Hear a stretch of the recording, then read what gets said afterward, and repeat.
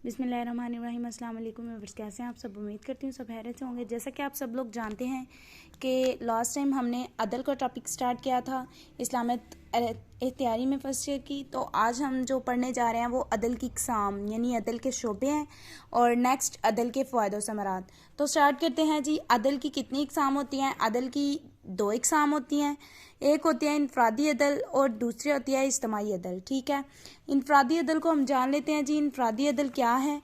इनफरादी अदल से मुराद ये है कि अपनी जान के साथ अदल करना। ठीक है, अदल के मायने तो ये हैं कि मतलब जो है बराबरी करना सबके साथ और दरगुजर कर देना और सबके साथ सबको मसावात का दर्ज देना। ठीक है, और अदल जो अब यहाँ है जी, अपनी ज़ात के साथ जो अदल किया जाता है यानी अपने आप के साथ हर मामले में, तो वो है इनफरादी अदल। ठीक है, यानी मामूली सोहल पसंदी या मुशक्कत में मुब्तला न करना बल्कि इत्तदाल की राह इख्तियार करना, ये क्या है? इनफरादी अदल है। ठीक है, दीनों दुनिया दोनों के मामले में इत्तदाल कायम रखना क्या है? इनफरादी अदल की बुनियाद है।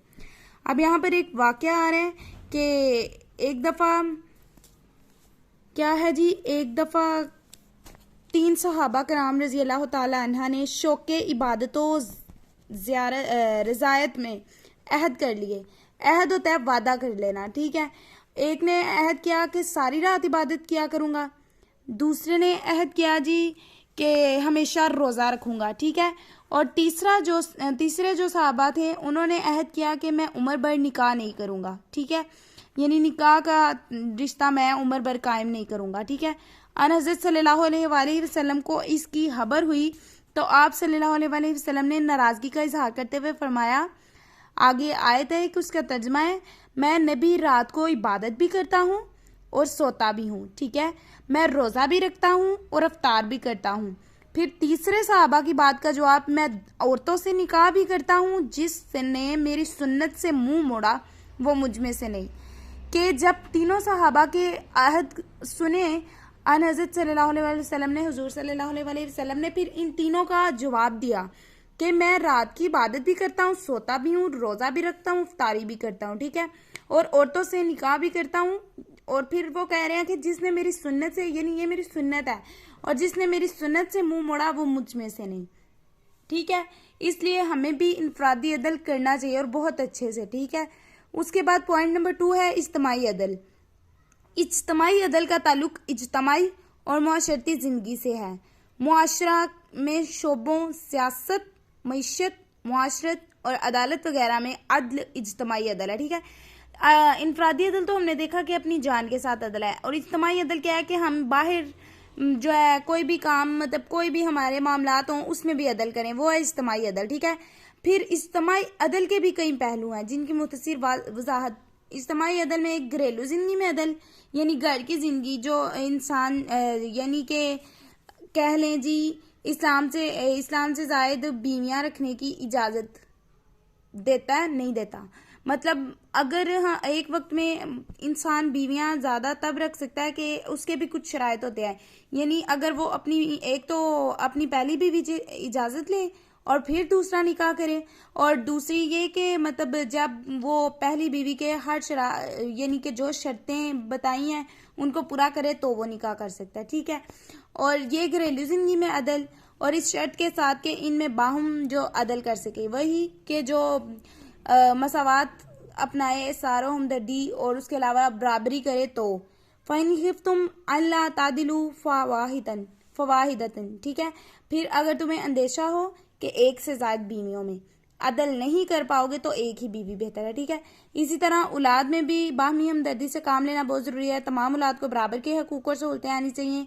बेटों को बेटियों पर तरजीह नहीं देनी चाहिए, और बड़े बेटे को दूसरे बेटों से ज़ायद दिया क्या है जी यहाँ कि ना बड़े बेटे को दूसरे बेटों से ज़ायद दिया जाएगी, यानी सबके साथ बराबरी का। नंबर 2 पर है मुआशरती अदल। मुआशरती अदल से क्या मुराद है जी?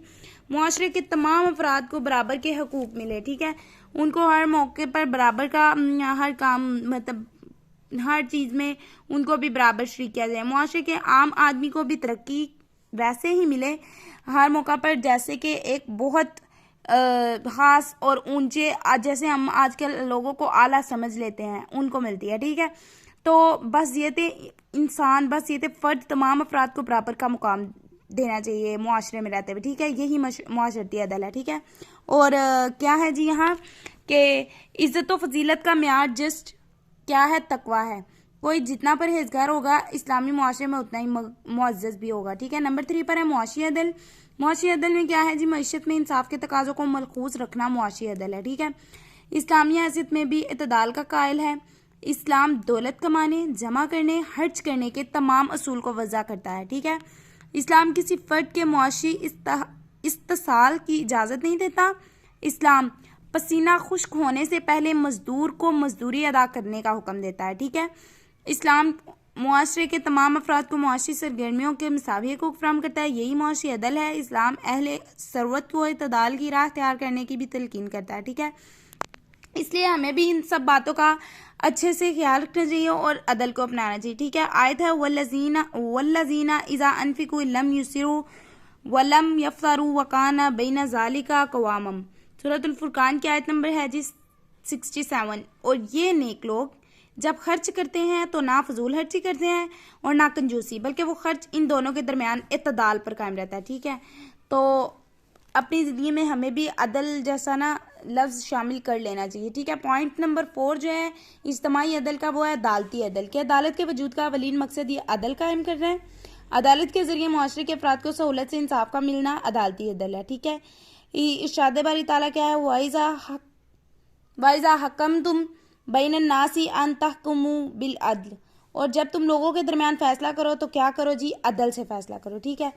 पॉइंट आगे देख लें ज़रा, इसके भी क्या है अदालती अदल के। एक तो यह है सच्ची गवाही, कि जब दो बंदों का फैसला किया जाए तो ये नहीं देखना कि ये हमारे रिश्तेदार है तो अगर ये झूठा भी है इसको सच साबित कर दें जी, नहीं, जो सच है वो ही सामने रखें और उससे फैसला करें, ठीक है। इस्लाम में गवाही को छुपाना जो है वो जायज़ नहीं है, ठीक है। तो इस्लाम सच्ची गवाही की तकीद करता है। इरशाद बारी ताला है वला तक्तुमु शहादता वमन यक्तुमुहा फइन्नहु आसिमुन क़ब्लहु। के गवाही को मत छुपाओ, जो इसको छुपाएगा इसका दिल गुनाहगार होगा, ठीक है। इसलिए सबसे पहले तो अदालती फैसले में सच्ची गवाही के सच का साथ देना। उसके बाद किताबत में अमल अदल। इस्लामी बामी मामलात लेन देन वगैरह को लिख लेने की ताकीद करता है। अदालतों में दस्तावेजात की अहमियत से इनकार मुमकिन नहीं। लिखने वाला कमी बेशी कर जाए तो मामला जो है वो सख्त हो जाता है, इसलिए इस्लाम लिखने वाले को अदल की तलकीन करता है, ठीक है। इसके बारे में भी इरशाद बारी ताला है जी वलयक्तुब बैनकुम कातिबुम बिल अदल। और लिखने वाला तुम में इंसाफ से लिखे, ठीक है। उसके बाद है दो ग्रोहों में अदल। कि जब दो ग्रोह बाहम लड़ पड़े तो हुक्म यह है कि इनके दरमियान सुलह करते वक्त अदल से काम लिया जाए, किसी फरीक को ना सहूलत दी जाए और ना नज़रअंदाज किया जाए, ठीक है। फसली हो बैना अहवाकुम, बस अपने दोनों भाइयों के दरमियान सुलह करवा दो, ठीक है। ये भी आयत है। गैर मुस्लिमों से अदल। इस्लाम सिर्फ मुसलमानों के दरमियान ही अदल का कायल नहीं बल्कि गैर मुस्लिमों के मामले में भी अदल करने का तलकीन देता है, ठीक है। इरशाद बारी ताला है वला यजमन्नकुम शनानुन कौमिम अला अल्ला तादिलू। और किसी कौम की दुश्मनी तुम्हें इस बात पर आमादा न करे कि इंसाफ का दामन छोड़ दो, ठीक है। तो आज के जो अदल के इकसाम, अदल के शोबा हैं, उनको हमें देखकर अपनी ज़िंदगी, मतलब हम कोई भी लेसन पढ़ते हैं सबसे पहले हम देखते हैं कि हम में ये आदत है कि नहीं। अगर है तो बहुत अच्छी बात है, उसको और बेहतर बनाएं, और अगर नहीं है तो हमें भी ये आदत अपने अंदर शामिल करनी चाहिए, ठीक है। अदल के फ़ायदों से मराद देखते हैं जी क्या है। सबसे पहले तो जो बंदा अदल करता है रज़ा इलाही, अल्लाह ताला की रज़ा उसे हासिल होती है, ठीक है। इसके बारे में यह है वक़्सितो इन्नल्लाह युहिब्बुल मुक़सितून, इंसाफ करो बेशक अल्लाह ताला इंसाफ करने वालों से मोहब्बत करता है, ठीक है। नंबर 2 पर है हुसूल तकवा, के बुनियादी मकसद हुसूल तकवा इबादत का, अदल तकवा के ज़्यादा करीब तर है। इसके बारे में इदलू हुआ अक़रबुल तकवा, अदल करो ये तकवा के ज़्यादा करीब है। नंबर 3 पर है जी एहसास तहफ़्फ़ुज़, के तहफ़्फ़ुज़ का एहसास होता है, जो अदल का बड़ा फ़ायदा है। इस मुआशरे के अफराद में तहफ़्फ़ुज़ पैदा होता है जब वो अदल करता है। ये एहसास जहाँ मुआशरती ज़िंदगी को मुतमईन बनाता है वहाँ मुआशरे को भी मुफीद और मददगार साबित करता है, ठीक है। नंबर 4 पर पॉइंट है जी बाहमी उल्फत और मोहब्बत, कि जब इंसान अदल करता है उसके दिल में भी ये हो जाता है जी इस बंदे ने मेरे लिए कोई अच्छा काम किया है, मेरी मुश्किलात में आसानी की है, मेरे साथ खड़ा हुआ है मुश्किल वक्त में, फिर उसके बारे में उसके लिए इज्जत पैदा होती है। इससे क्या होता है उल्फत और मोहब्बत, के वो उसको अच्छा समझने लगता है, ठीक है। इसलिए जब हर फर्द को इसका जायज़ हक मिलता हो तो बाहमी जो है रंजिशें ख़त्म हो जाती हैं, और जब फैसले अदल के मुताबिक हो तो किसी को शिकायत का मौका भी नहीं मिलता। इससे क्या होता है, फिर उल्फत और मोहब्बत पैदा होती है। उसके बाद है जराइम का खात्मा, कि जब अदल वाले मुआशरे में जराइम का खात्मा भी हो जाता है। जराइम का एक बड़ा सबब क्या है, इंसाफ, कि हर काम इंसाफ से करें, हर फैसले को इंसाफ से हल करें, हर मुसीबत को, तो फिर उससे क्या है, लड़ाइयाँ ख़त्म हो जाती हैं। सबको पता चल जाता है कि ये बंदा गलत था और ये बंदा सही था, ठीक है। दूसरा ये कि जब मुजरिम को पता हो कि इसके जुर्म की सज़ा मिल के रहनी है तो जुर्म करेगा कौन, ये भी ठीक है। इससे भी जराइम का खात्मा होता है। उसके बाद है अमन और खुशहाली। अदल अमन और खुशहाली लाता है। जब फैसले इंसाफ से हों तो हर तरफ लोग मुतमईन होंगे, इत्तेमाद करेंगे एक दूसरे के ऊपर। उससे क्या होगा, लोग मिलजुल कर बैठेंगे, अमन और खुशहाली माशरे में कायम होगी। उसके बाद है मिली सरफराजी। मिली सरफराजी क्या है जी, ये तरक्की का बायस है। जो कौम अदल को अपनाती है ना सिर्फ तरक्की करती है बल्कि कौमों की सिंफ जो है सफ में मुअज़्ज़ज़ भी करार पाती है, ठीक है। इसलिए इससे अदल करने का एक बड़ा फायदा ये भी है कि मिली सरफराजी होती है, ठीक है। बायस व इज्जत व वक़ार के अदल करने वाला माशरे में इज्जत पाता है। अदल एक ऐसी सिफत है, इसे तैयार करने वाला हमेशा इज्जत की निगाह से देखा जाता है। जो जितना ज़्यादा अदल करेगा इतना ही लोगों की निगाह में मुअज़्ज़ज़ होगा। इसलिए हमें भी अदल करना चाहिए। दुआ की कबूलियत क्या है, अदल करने वाले को अल्लाह ताला पसंद फरमाते हैं। जब अल्लाह ताला अपने बंदे से प्यार करते हैं तो उसकी हर दुआ कबूल करते हैं। इरशाद आप सल्लल्लाहु अलैहि वसल्लम का इरशाद पाक है, आदिल हुक्मरान की दुआ कबूल होती है, ठीक है।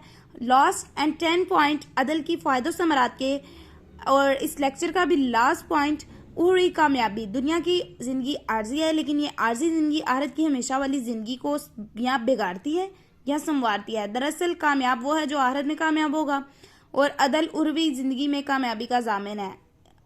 अपने लेक्चर का तमाम एक आयत से करती जाऊँ।